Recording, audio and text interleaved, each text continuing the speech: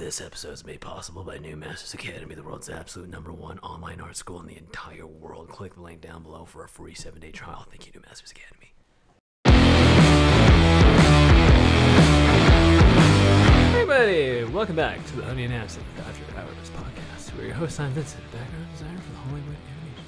And I'm Janet, the ex-Disney artist turned independent creator, and this is a podcast about all things art, business, and whatever we feel like. Now today we're going to talk about why your internet relationships are toxic. But before we get into it, make sure to like, subscribe to our new podcast channel that we're moving all these episodes to in about 2 weeks and stopping on this channel. This is the second to the last podcast on this channel, and we're going to stab it like psycho. I'll have the link in the description or the comments down below for you to immediately go to that channel and subscribe if you want more episodes. Yes. I still can't believe this many people watch this. I don't understand. I know. Thank you so much for your subscriptions already on the new channel. Mm-hmm. So thank you so much. Today we are going to talk about why relationships with people like us and with us to people like you can be complicated. Yes.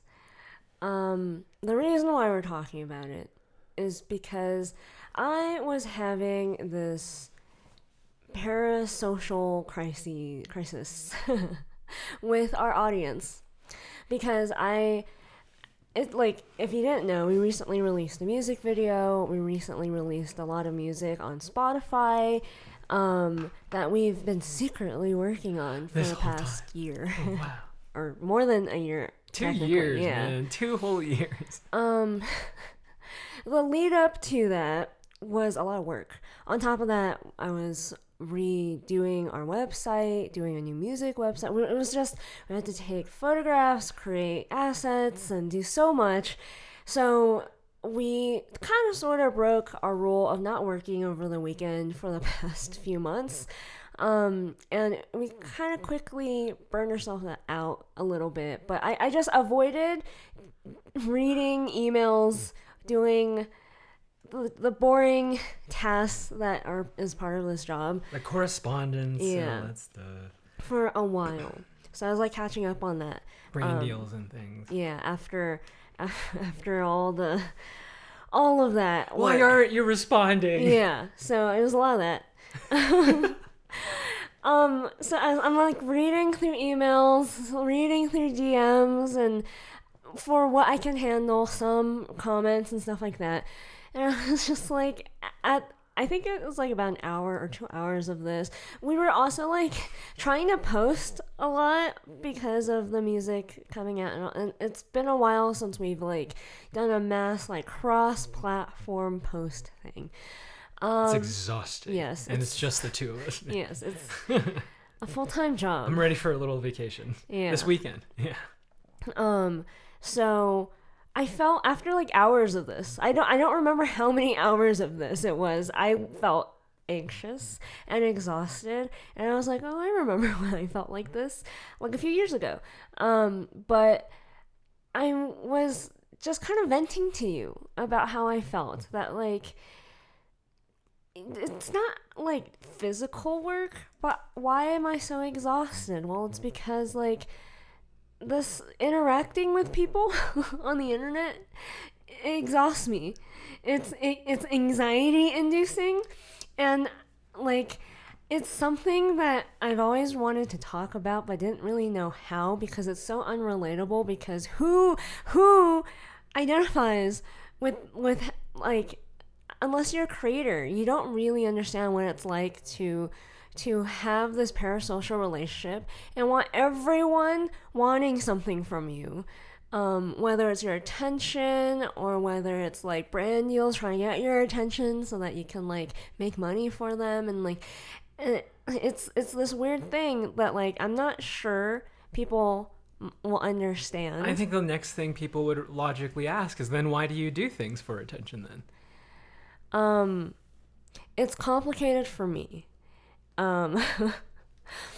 I think artists who relate, I really hope this will help someone out there, because this is a very abnormal thing, I understand, but I know when I was first experiencing it, I thought I was either crazy or just like a freak of nature, because most of the time when people post things on the internet, it is for attention. So I understand the inclination for people to basically judge all influencer types, all this entire act of putting stuff on the internet as like a narcissistic pursuit.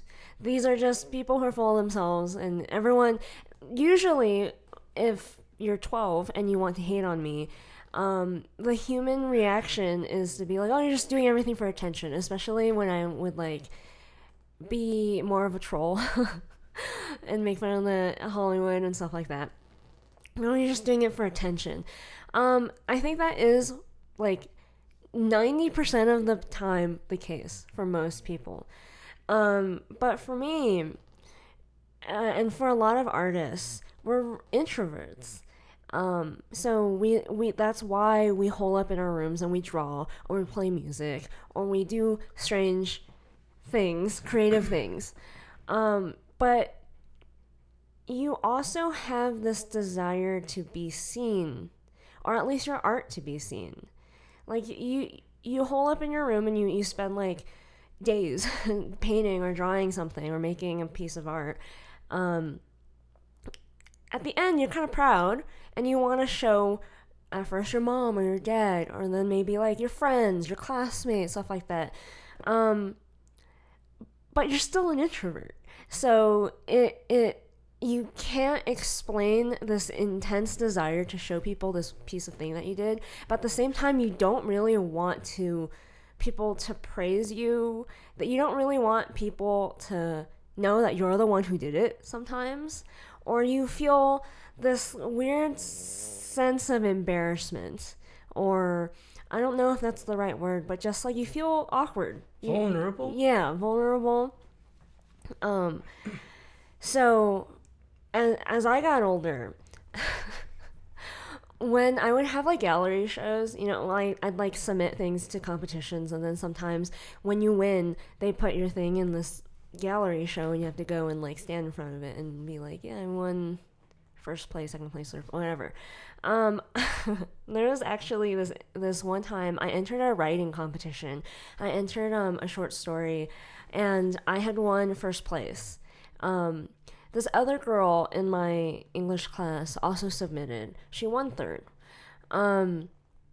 She told the teacher, and she's also on YouTube, by the way. But she has a much bigger audience than us because she started like way back when. But of course she would. She told the teacher for the attention.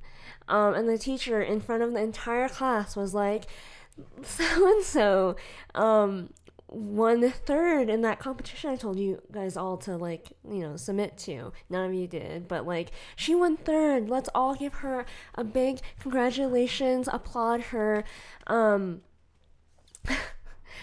Like, I didn't tell anyone that I entered this competition as well and won first place.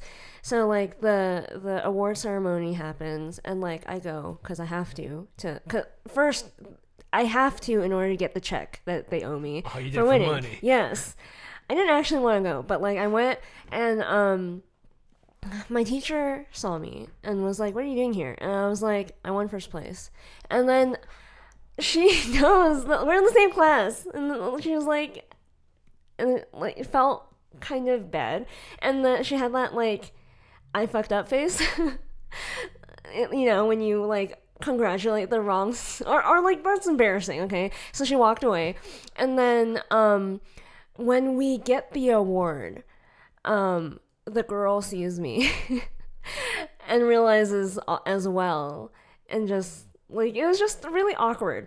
But like, that was one of the first times I felt this weird feeling of like I don't want to be here. In fact, I don't want to be on stage accepting this award. What? You didn't have like a very Mean Girls, like clueless situation where you're like, No, because I didn't submit to get attention. Why'd you submit that? Exactly, to the core of the question. Why? For the money. Oh, okay.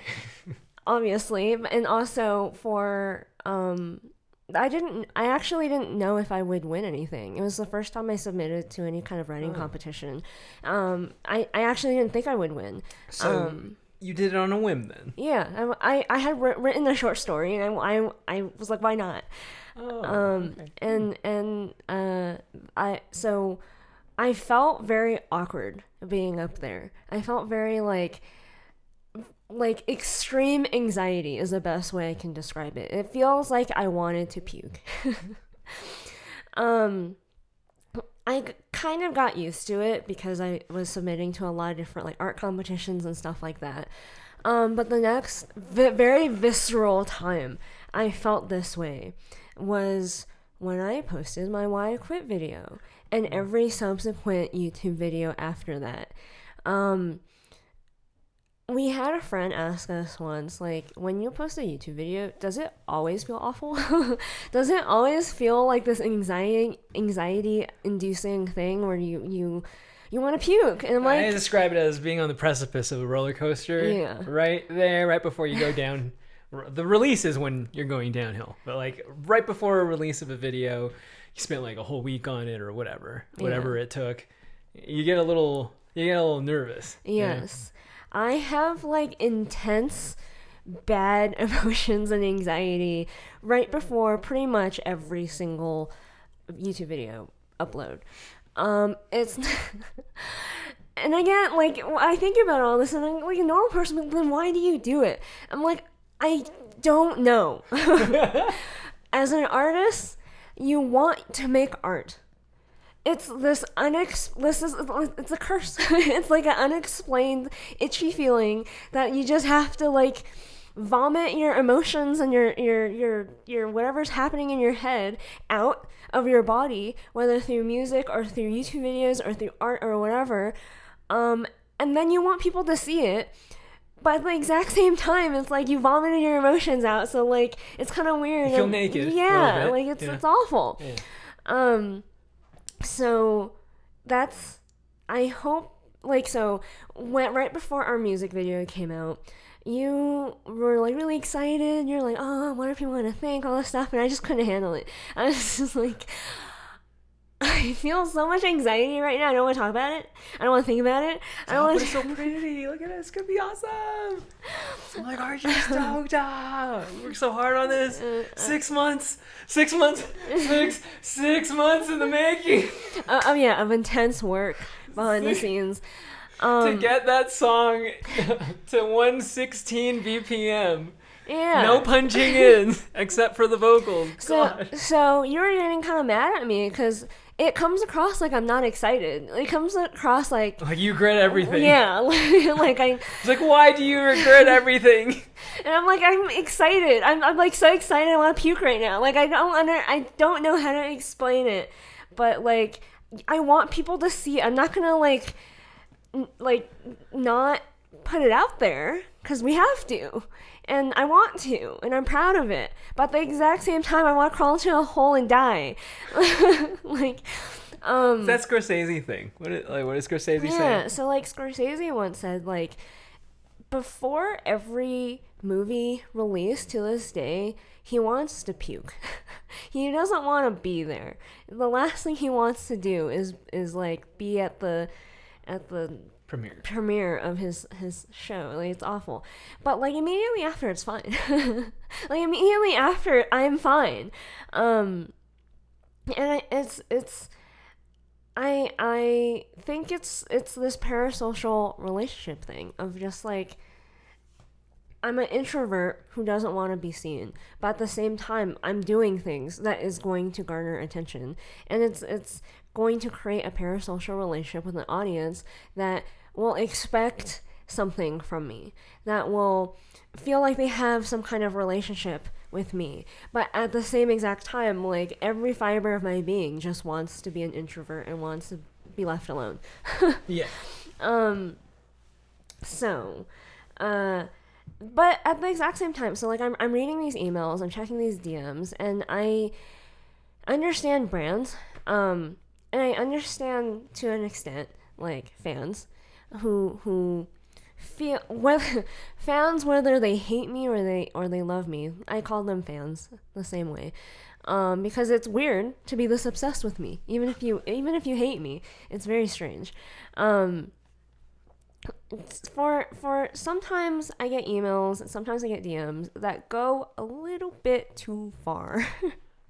Whether it's love or hate, yes, just makes you feel a little like, whoa. Those are a lot of emotionally charged sentences. Yes. For example, I get now that I have like, I would say like 3 different types of viral videos. I get like all sorts coming in my DMs and my emails and stuff. There's this one guy who DM'd me. He seems like he's like a middle-aged dude who he DM'd me and said like, you know, LA doesn't make up all of California, right? And that's it. And I was like, what is this weird neg? Like you really thought you, after watching my video, because I checked on Instagram, he follows us, so I'm like, if you dislike me, why did you feel like you had to, like, is this a sentence? Is this a question that is like, well, you don't actually want me to respond? Because like if I say no, I did not realize LA did not make up the entire, like, it's a, what's it called? Rhetorical question. Like, why did you feel the need to DM me this? And it kind of sounds like you dislike me, but you follow me. So I'm just like, you think it's one of those like the schoolyard crush mentality? Where you to neg someone? Yeah, but maybe, then like, actually really, really like you. And they don't even know it? Yeah, I don't know. Maybe. So that's an example of a not as intensely weird, border getting there, but some guy DM'd me and was like, are you interested in a relationship? Something like that. And I was like, what? No, don't do that. Oh God.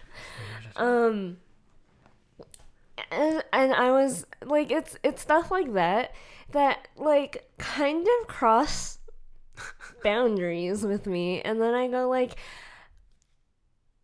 especially when it's that vaguely innocent, you know what I mean? Whether it was that neg or the other way, it's like it's not like that bad. It's not like a death threat. It's not like, you know, a stalker. I will eat your brains with fava beans. Yeah. That type of thing.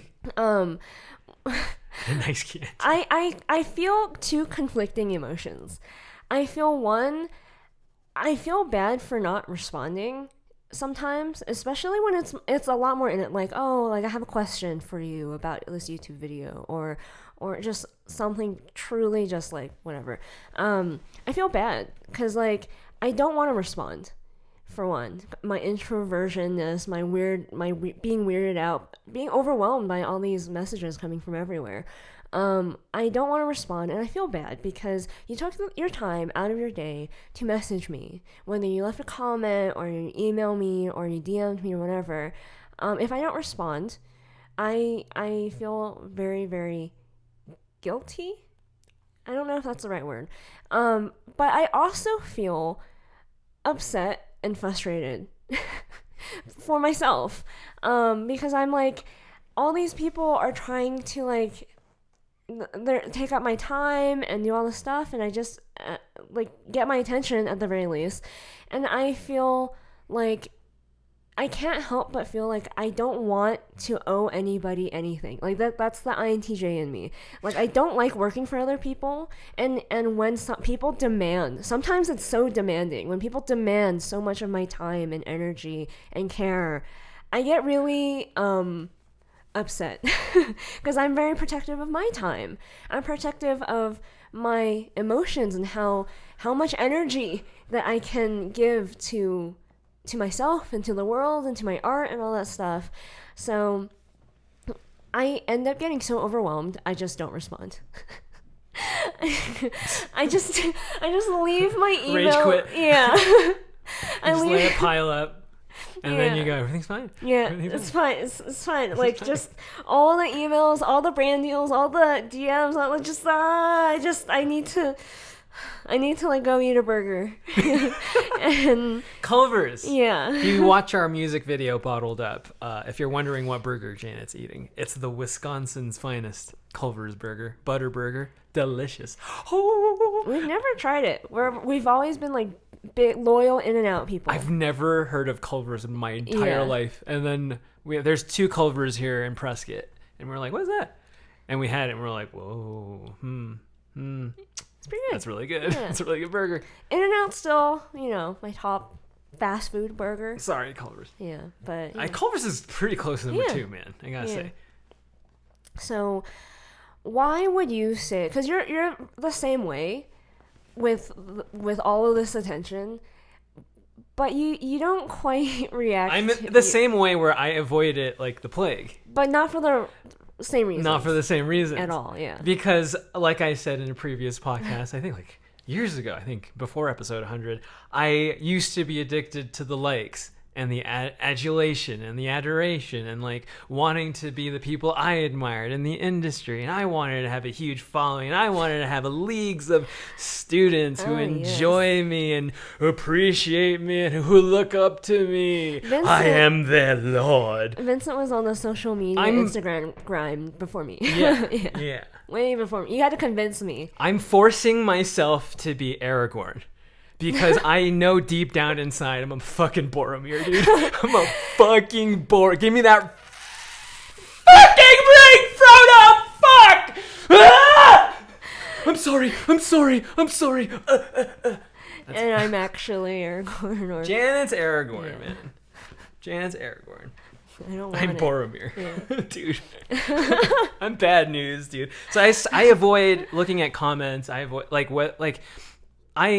I am more wary of good comments than bad, because no one can criticize me more than myself. I know that for sure. But the second thing is like I don't know, man. I have a lot of feelings about whiplash, but the one thing I really agree with is like there's nothing worse in life than being told good job. Yeah. There's never like every time. This happens at Art Center. Every time I get to that point in the class where I've earned a teacher's respect, they go, good job, I check out. I don't care anymore. Yeah. And it's like I go from like being an A student to like a B minus student. Because then like the chase is over, the honeymoon period is over. We slept together. It was fine. It was great. But then like now I'm like, okay, I got to focus on the other class now. I'm really in, and I know I'm very aware of how this stuff affects my ego. How it like is rooted from like people saying that when I was a kid in my very, very small school back in ancient times when people were like, oh my God, you're like so good at drawing. I'm like, oh yeah. Ooh, yeah. Tell me how good I am at drawing. Ooh, it feels so good. Ooh, tell me so that I could puff up my ego and feel like I'm more special than other people. I'm really afraid of that. And I'm really afraid of letting that kind of run rampant. So I'm always checking myself. Always trying to be humble, always trying to see like, what to improve, always pay attention to my weaknesses and working on those things. Yeah. That type of stuff. Always realize that like, just when you feel like, oh, I finally did this and that. I accomplished this, I walked up this hill, you really, give a good gut check and you go like, oh, I have more hills to climb. And you go like, okay, here we go. Let's make another music video. Here we go. You are definitely a lot more of a narcissist than I am. Dude. Yeah. Dude. You love the attention. Oh, I want to be king. I want the throne. I want the throne. I want it so badly. And you're like, I don't want the throne. No. Janet doesn't want the throne. Stay away from me. So we avoid, and like the thing, like I understand what you're saying too. Like we feel bad. Like we are very flattered that you're here. You're still here with us, but we're still very like, what the hell? Yeah. Like, this is crazy because we're just doing kind of the same thing. Yeah. The best... but just raising the stakes a little bit. Right. Over and over Like, again.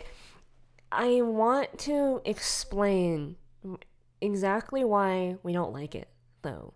For me, it's because, well, actually, it's the same reason for both of us. Yeah. It's hard to create. I guess I'll tell a story about like when the first year of doing this, we burnt ourselves out really, really quickly because of like we figured out this lesson in the first year, with these toxic parasocial relationships. We wanted to like boost the algorithm, and everyone says when you want to boost the algorithm you should answer every single comment. If people leave a comment, they took the time out of their day, you should respond, and it helps the algorithm. So we were posting on TikTok, Instagram, YouTube, and responding to every single comment like the minute it comes in. And at that point you're small, you have not that many, but the most successful was TikTok. We were able to grow to like 200,000 followers on TikTok. So like the comments would just flood in, especially when you have like each video get like, I don't know, 100K views. There's like hundreds of comments you can respond back to. And it became really, really, really addicting, those compliments. It encourages you in all sorts of directions, addicting in terms of like the ego stroke, but also like it's working. I'm seeing a bump in the graph or whatever in the analytics or something. Like it's working. We can't stop. Yeah. And then we realize that like, this is messing with our minds. Yeah, because like when you're creating something, you already have so many little voices in your head telling you, pulling you in different directions. But that's you as a crazy artist. And then you have literally the thousands of other voices in your head that didn't need to be there. They came from the comment section, and they're like telling you, oh, I like the way you did this, or like, oh my god, you're so great, and the fluffing up your ego. And there's also the bad comments telling you suck and I hate you, this is awful. And it just cripples you. There's too much pressure to create, and you're just constantly thinking. You're constantly, if anything, wasting time scrolling through comments, and you're not actually creating. Creating. Or having your mind in a place, in a state of mind where you could create. You're just creating, and then like getting high off of comments, and then creating. Yeah. And then we realize that what if we just take out that whole element altogether? Because it doesn't seem to help, good or bad. Yeah. And yes, like you boost the algorithm, but you know what else does? Making a lot of content. Just posting a lot. Just posting a lot. So we quickly the high that I would get from seeing good comments was really intense. I truly do not recommend it. It's like a drug. It's not good for you. It is not good for your ego. It's not good for anything, which is why like good job could not be like, you want to ruin an artist, you tell them good job. You want to hate on you want to mess with your enemies, you tell them good job. Exactly. Yeah, exactly. That's what you do. And then which meant the lows were really bad as well. So like when you hear people talk about this, usually you hear influencers or YouTubers say they don't really care about all the good comments, because all it takes is like one bad comment to really like mess up their whole day, and they just hate themselves, and they whatever.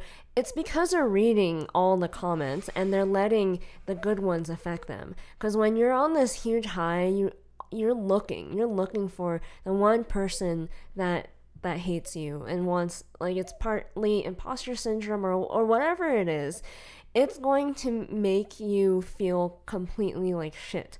Because I think people who read comments, I do think have an aspect of insecurity to them, because like they want to affirm what they're doing. Like, yeah. oh, I'm doing a good job, right? I'm doing a good job, right? And then you look at the comments and you're like, oh, I'm good. People are telling me I'm doing a good job. Okay. Yeah, and when like YouTubers get a big ego, I actually think it's just hiding really deep insecurities of like, well, everyone's like saying, and that's why the one mean comment will affect them that much, because it like people with big egos probably are the ones most affected by hate and stuff like that. Do you ever stand around the shower thinking, why? What for? Why do I have to get out of the shower? Why do I have to go to work? Why do I have to drive? Why do I have to take the kids to school? They should just walk themselves to school. And you think, I could just stay in the shower forever. I could just live here forever. You know what gets me out of the shower? Coffee brand coffee.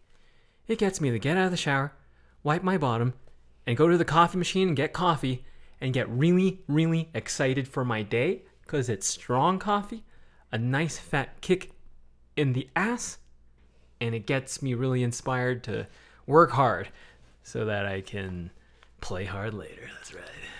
It's really good coffee and organic loose leaf tea. If you would like 5% off your order, check the link down below and enter honey and absinthe at checkout to get 5% off. I am deep in the annals of your mind. I am deep in the annals of you. So I noticed that like these comments were like really affecting my mental health in all sorts of unexpected weird ways that like, unless you've ever, I think I was telling my friend early on, like it feels like fame. And I think that's so stupid to say because I'm not that big. I don't have that many followers. But all of a sudden you don't feel anonymous. Yeah, I don't feel anonymous. I feel like this weird pressure that I don't know how to deal with, and like you feel like people are watching all the time. Yeah, and I can't relate to anyone, like, because this is a very abnormal feeling for any random normal person to go through. I feel it on a really strange way. I feel like I finally relate to celebrities for being unrelatable. Like, this is weird, and I'm a nobody.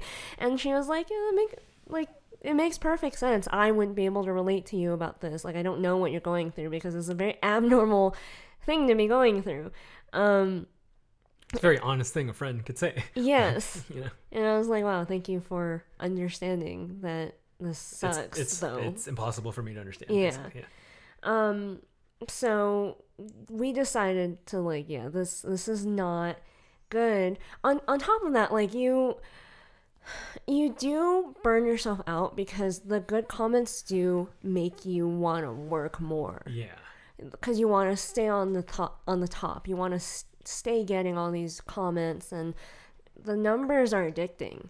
And I think you will work to a point where at a rate where you wouldn't normally work that fast and that hard, but you don't notice it. The scary part is you don't notice it, so then you'll quickly burn yourself out just trying to chase after that dopamine kick.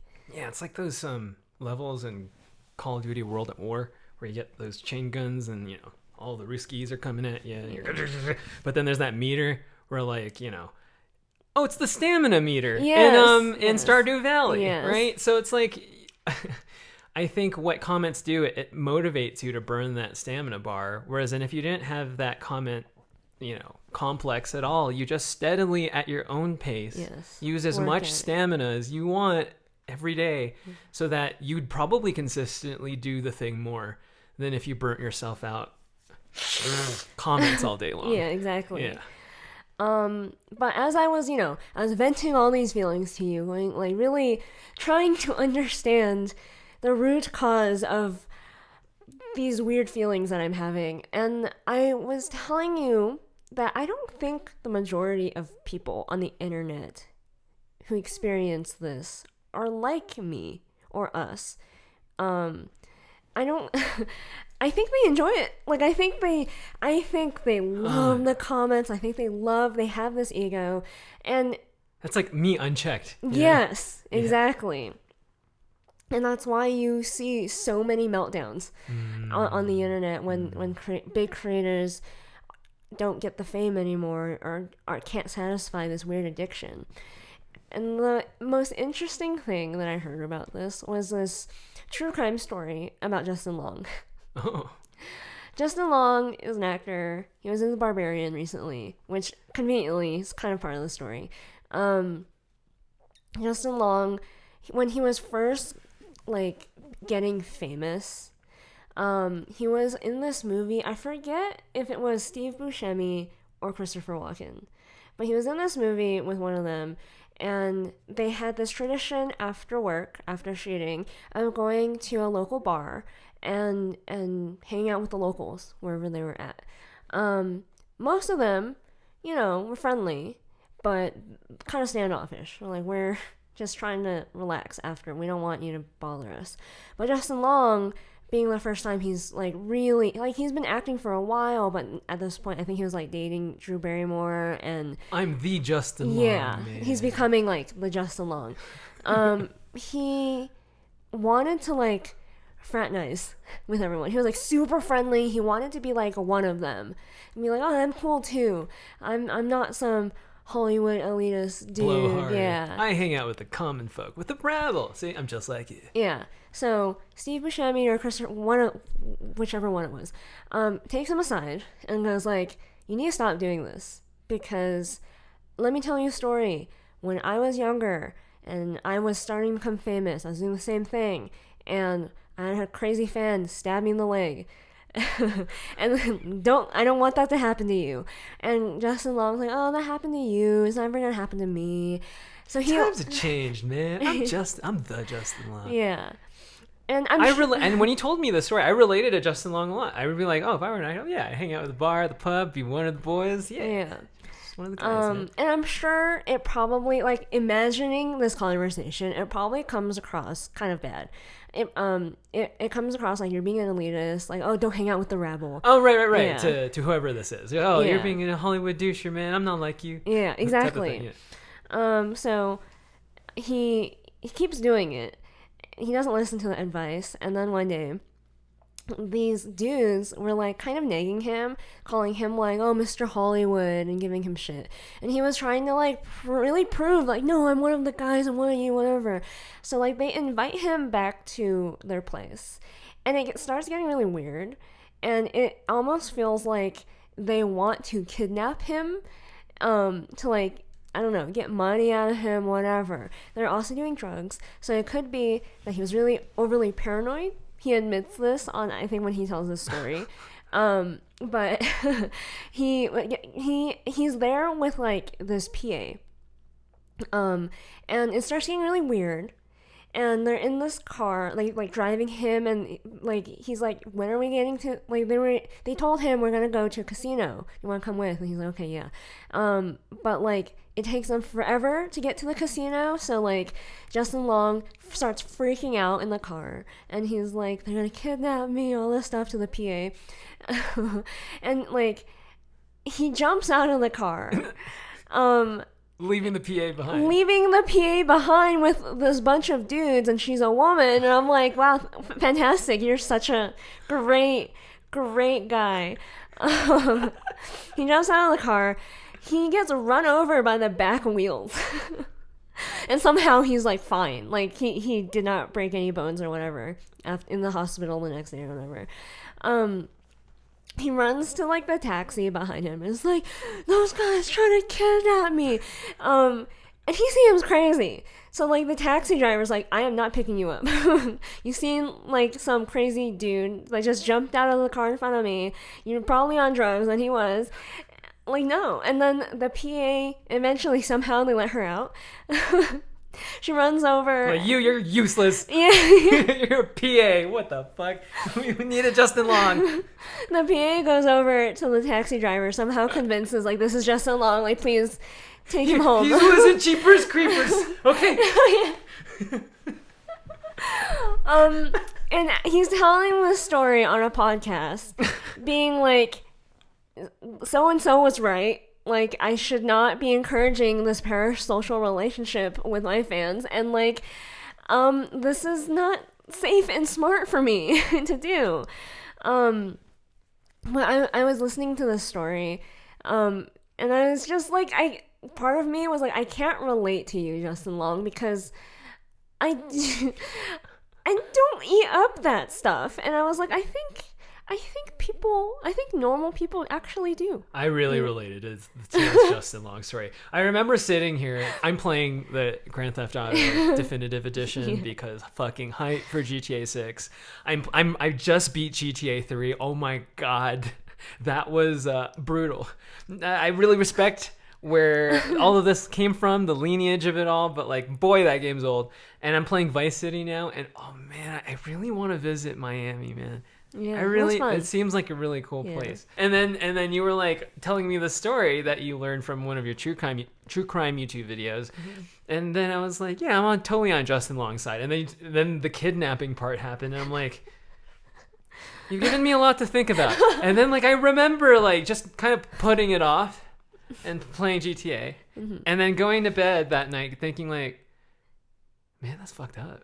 Thinking like, man, I'm like a deep people pleaser like Justin Long. Yeah. And I'm like, man, I totally pull a Justin Long.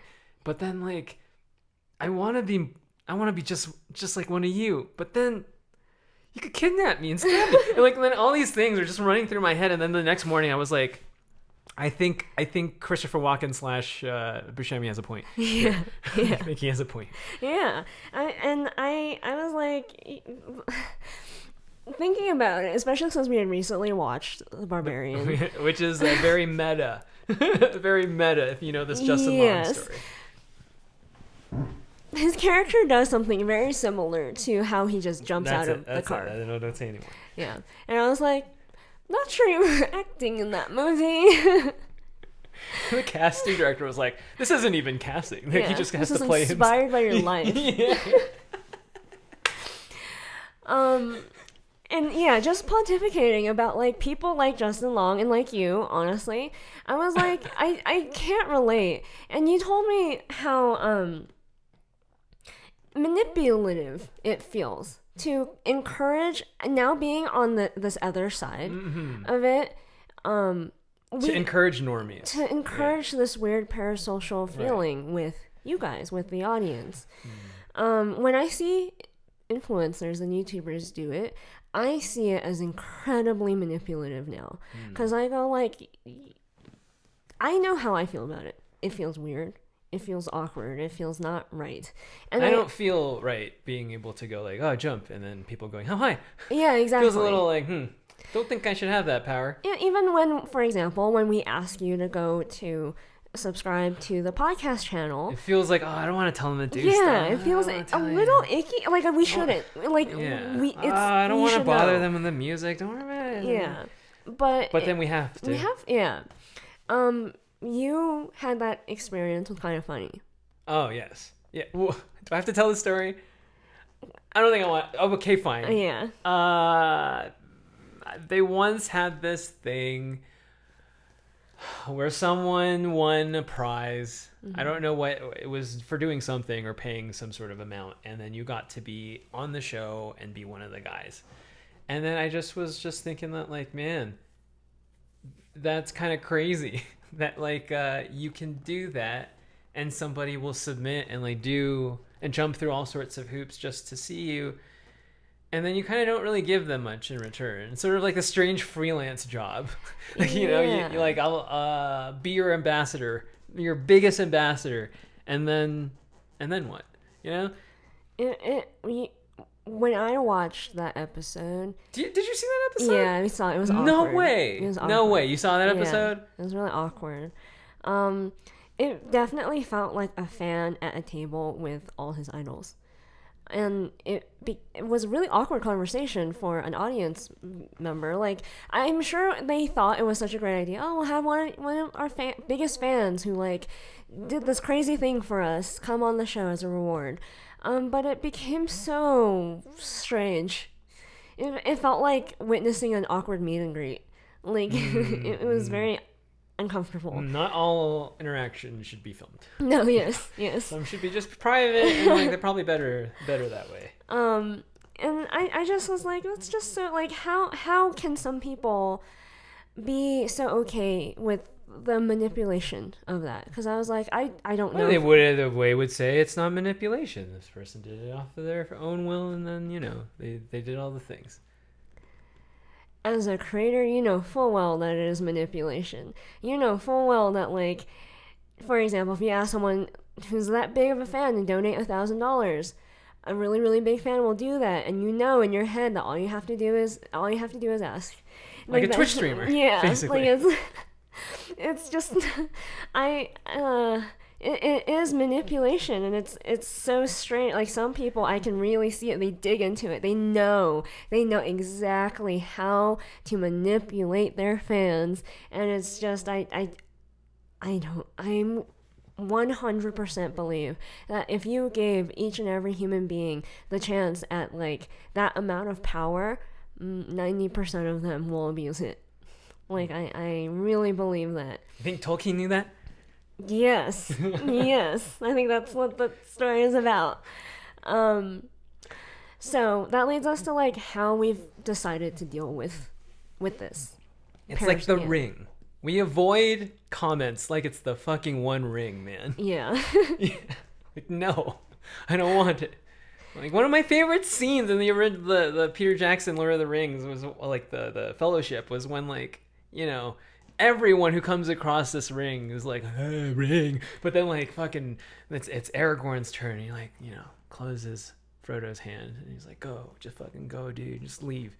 It's just like, that's like, what a guy. Yeah. And I'm like, that's who we all need to be right now. Yes. In this great age of social media, we need to be Aragorn, closing Frodo's hand and going like, I don't need that shit, man. Yeah, because, like, we've basically stopped looking at comments for the most part. When I can stand it, when the Ring lures me in sometimes, I'll look at I bet it's more for the algorithm, though, not even for the... Yeah. Oh, genuinely? Or... No, it's for the algorithm. Okay, most of the time, yeah. Honest, be honest. But it's mostly to protect my mental health, because I think I am genuinely, I'm not saying this to brag, but I'm very good at not caring what other people think. Prior to being on social media, I think I was more what's the word? Not selfish, but, like, I did things regardless of what other people thought of me 100% of the time. Now I am a lot more empathetic. Like, I won't... Oh, you were once callous, Janet. Yes. Now I have empathy for you. I don't want to embarrass you. So I don't do certain things mostly for other people's sake. For example, I think I have slight anger issues. Like, I'm okay with people pestering me in public. Like, for example, like Karens, for example. When people annoy me, I'm okay until I'm not, and then I lose my shit. I loses her shit. Have a problem. I'm like an angry chihuahua. But yeah, for your sake and for other people's sake around me, sometimes I don't. It's really hard for me.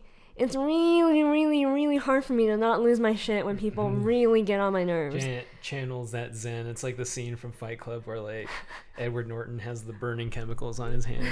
He's, like, focusing, imagining the penguin. You remember all of this? Yes, I remember this. Yeah. Yeah. Just trying to control myself. Contain yourself.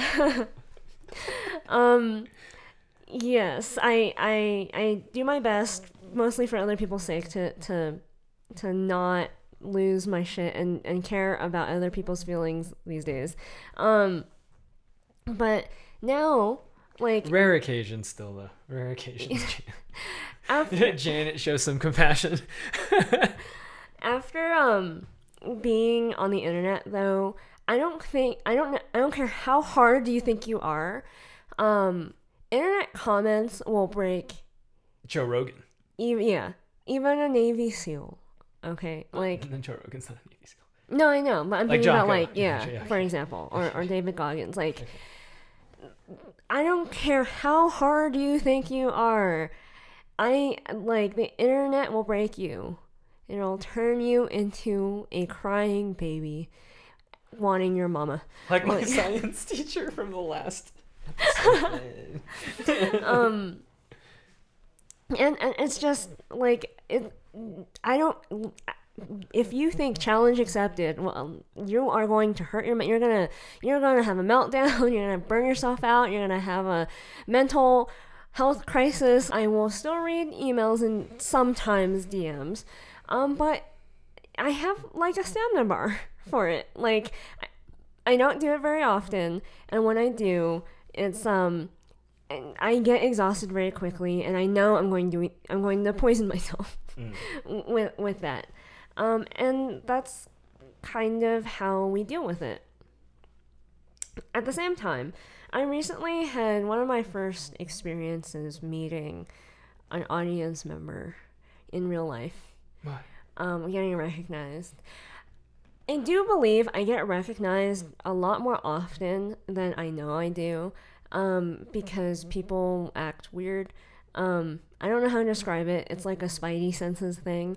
But this is the first time I can like confirm, because they came up to me and was like, I just followed you. Hey, I know you. I know you.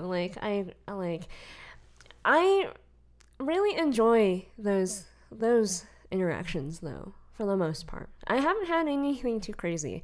But like that was the first time. When we would like go to conventions, for example, and meet people. Oh, I'm talking about post YouTube. Like Yes. conventions, that era is different. But it's similar in that like it's meeting fans. Oh, in real yes. life. Someone who's like, oh, I saw this on Instagram. It was my wallpaper for the longest time, right? And for the most part, I really, really enjoy it. And there's something different about like the parasocialness of like, you're a stranger to me on the internet until I meet you in person. The warmth of the human interaction.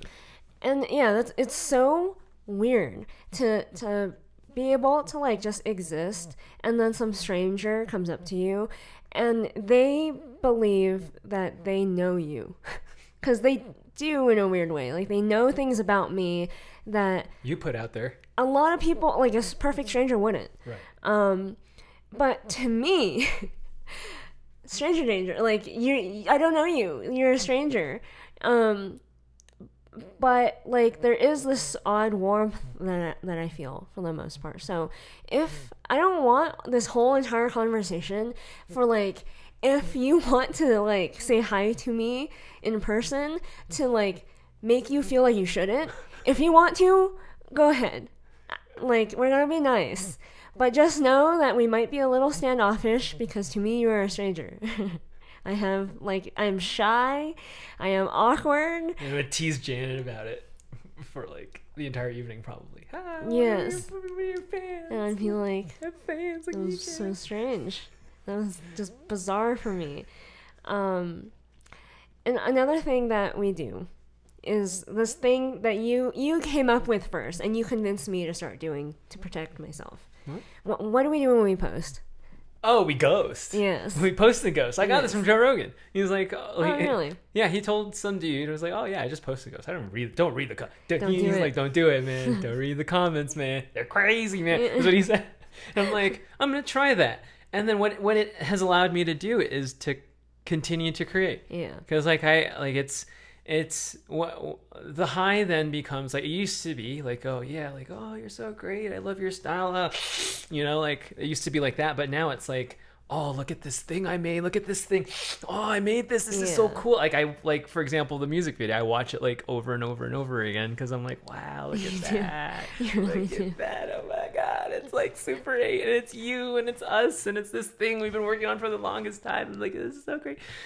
And it's that's like, I am just here to enjoy my art at this point. And that's what I've learned from posting and ghosting, that like, you don't need people's adulation. You don't need people's acceptance. You don't need your parents' acceptance. You don't need anything. You just need the love and the amusement of the thing that you do, And if you can hold on to that for as long as possible, great. If you have to like work a job that isn't that thing that you really like, just so you can protect your love for that thing, I don't see the problem in that, because I think the most important thing you can do is protect your ability to create if you're a creative person.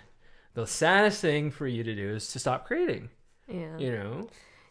And it's what, you know, people who want the best for you want anyways. Right. At least we hope. Yeah. I tell myself that, like, kind of convinced that I'm not being a complete asshole. Yeah, like, oh, you're not disappointing them. You're just being you, and you just be you, and they'll be them. And, So we have our own parasocial relationships. What? Because we are human, and I think everyone does. Right. So how do we deal with our parasocial? So, like, now from the other perspective, from the fan, from the audience's perspective. We are creators, but we are also fans of other creators. Yeah. You see? How should we deal with our parasocial relationships? I don't know how it's a should. I just know kind of the lines, the boundaries of like I want to like you to a point, and I know it's like the strange human nature wanting the bond thing, this magnetism thing that kind of wants me to take it to the next level and like, oh, let's do like a collaboration or whatever. But but then I'm like, oh, no, don't be that guy. Just relax, enjoy their content. It's fun, you know. You don't have to like go to a meet and greet. Right. You know? Yeah. Which I think when we were younger, we were more prone to the like crazy parasocial relationship of like, I want to buy your things and go to your meet and greet and go to your convention or whatever it is. But now we've been burned a few too many times. What I like to do is tell myself that, oh, these people are probably awful. Not that I actually... What if it's not true? It's probably not. Oh. But I don't know. Oh, you're like checking yourself. Yeah. I think the act of telling myself that makes me question whether they are or not. And that's makes me realize, oh, I don't actually know them. And it helps me bring myself back down to reality. Because I think I'm prone... There are two types of parasocial relationships. They're like the hate-obsessed ones and the love-obsessed ones. They're kind of the same thing at the end of the day. I don't really have a tendency to be a hate-obsessed person. If I dislike you, I will just not watch you or listen to you or whatever, which I think is more normal. But I do have the tendency to like obsess and feel like I am a friend of a person that I like to listen to or watch or on a follow day-to-day or whatever. basis. Yeah. It used to be like anime, and then it was K-pop, and it has always been like YouTube influencers for me. But I'm sure for other people it's like celebrities or whoever. Us, for you, man, I don't know. And I just tell myself, I don't know them. Who are the people we tend to have a parasocial relationship with? Coffee Brand Coffees, the quartering. I don't know how it came to be. I simply just watched him every day. Yeah. That's all it was. And I thought his journey was really interesting. That like he was just this dude yelling at Cloud, yelling at Shira, and now he's like selling coffee, and he's like kind of like pretty just chill. Yeah. Like, and I think that's really cool. And at this point, when if I'm visiting your channel, it's almost like I'm checking in on you as a from a human being to another human being. You know, I know we talked about like for an hour about how it's creepy, but then like, you know, there is this like human being thing where I'm just like, you know, if I'm watching you every day, I can't help but, you know, have feelings. Yeah. You know, whether it's just like, oh, I like what you do, I appreciate what you do, and I'm here for it. And it's cool to be a part of people's routine, and that's the craziest part. And I can't help but feel like, oh, this is great. And then like when someone like the Quartering asks a rhetorical question, I answer it, even though like I know you're not there. I'm sure you have something like that with somebody, Yeah. anybody, Jimmy Dore, who could be anybody. Yeah. And then where they're trying to be funny, or they ask questions and like, yeah, Jimmy, you tell him. You know, people like my parents who were like that with like Larry Elder. You know, like, Yeah, that's like, true. like, Yeah, it's radio kind of like host, an yeah. evolution of the radio host. Yeah. Like, man, like Ryan Seacrest, man, there he is again. Oh God. Doing his Ryan Seacrest thing. I have lost a lot of like parasocial relationships with like a lot of people, but I guess Mr. Girl would be one of the only that I have. Why have you lost them? First of all, like you just fell off, or they changed as people? No, I think I have a tendency as an INTJ person to, when I like a person, I really like them because I rarely like someone. That's true. Yeah. I think like my standards for saying I like you are like too high. Other people's definition for friend is usually my definition for like acquaintance. But yeah. Like I have unfairly high standards for relationships. So when I like someone, you in my mind meet all these high standards, and I have such high expectations for you as a person, and it should be like the greatest compliment in my mind. It does not feel good for the other person for me to have these high expectations for them. But you can't help yourself. But I right? can't help it. To me, it's a compliment. To me, like I think, like I'm paying you like the greatest respect to like expect so much from you, and then most people disappoint me because my expectations are too high. It's my own fault, but like I get so disappointed in people when they eventually disappoint me that I lose interest. And it's not that like when you disappoint me, you're like X'd out of my life forever. It's not that. It's just you have a certain amount of chances.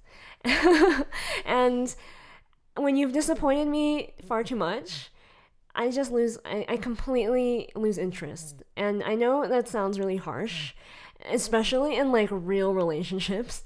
Jesus Christ. It's not great. But it's I can't help it. That's just part of my personality. This has happened far too many times. So then usually Janet really values her time on this earth. yes. Is yes. what it is, I think. As her partner, I could attest to that. She squeezes life like the lemon that it is, and every drop, she just savors it. So it sucks for me too, because I don't like feeling disappointed constantly. So I've just learned to try my best to lower my unfair standards, but also to be like other people. They're just doing their best. Yeah, man. And that actually helps keep me from obsessing over them too much. Because I can't, like, when I fuck with you, like, I fuck with you. Like, I want to be your best friend. But it can be a little much. I can be a little obsessive. So, yeah.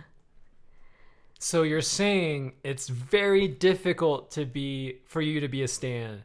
But if you are a stan, you're like... I'm crazy. Ride or die. Yeah. I'm when I really like you, I am like extremely loyal to to kind of a fault. It's to the point where like if you feel betrayed or disappointed, it hurts. I see. Yeah. I see. It's a way to protect myself because like for example, my relationship with Disney and the industry. When I was really into it, the things I would do for the industry, the things I would have done if you have kept me a loyal employee person,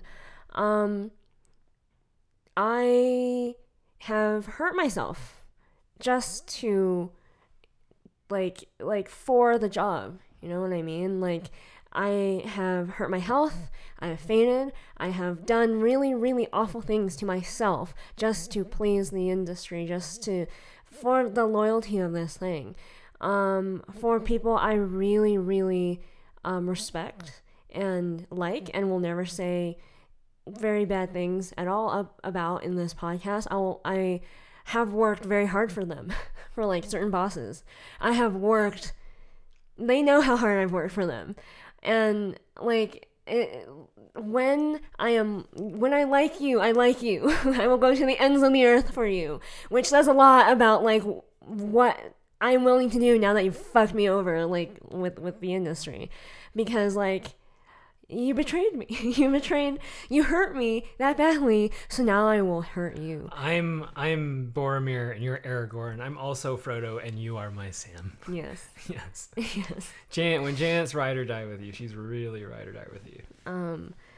So now my expectations, now that I've experienced both things, are just to have none for the creator, and I expect you to have none for me.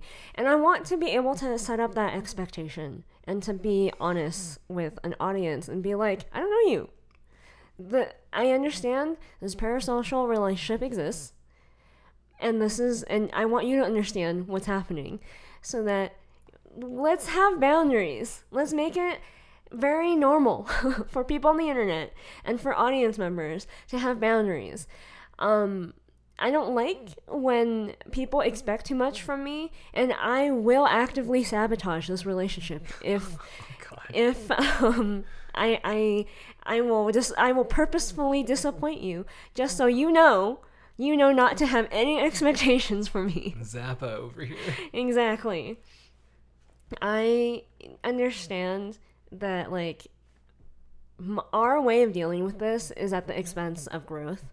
Because there are a lot of other channels out there that will manipulate you, that will call you their best friends, that will encourage. Lean in onto the relationship. And if you want that, and you want to be obsessed over someone and not be disappointed in them and all this stuff, then go ahead, follow them. I am perfectly comfortable with having a very like boundary, like this is my boundaries, please respect my boundaries with my audience. I'm okay with that if the growth is slower, because I think it's healthier. I think you don't want me to burn out. I don't think you want to see me ugly cry on the internet because I have gone crazy. And like, I'm sure you don't want that for me. I don't want that for me. You want your content. I will keep giving it to you as long as you respect my boundaries. So Janet, why are your internet relationships toxic? Because they make you go crazy. Both of us. You and me. Both parties. Both parties. You will become an obsessive stalkery fan. I will become... obsessed with your obsessiveness. Yes. I will be obsessed with you obsessing over me. It's not healthy. We will both go crazy. Janet, what are we recommending? I am recommending the channel Brooklyn Bloom. This is an up-and-coming channel on YouTube. If you like my DIY videos, I think you'll like her videos. They're very similar. I recently discovered her channel. I really like her. Again, I feel like it's the beginning of a parasocial relationship.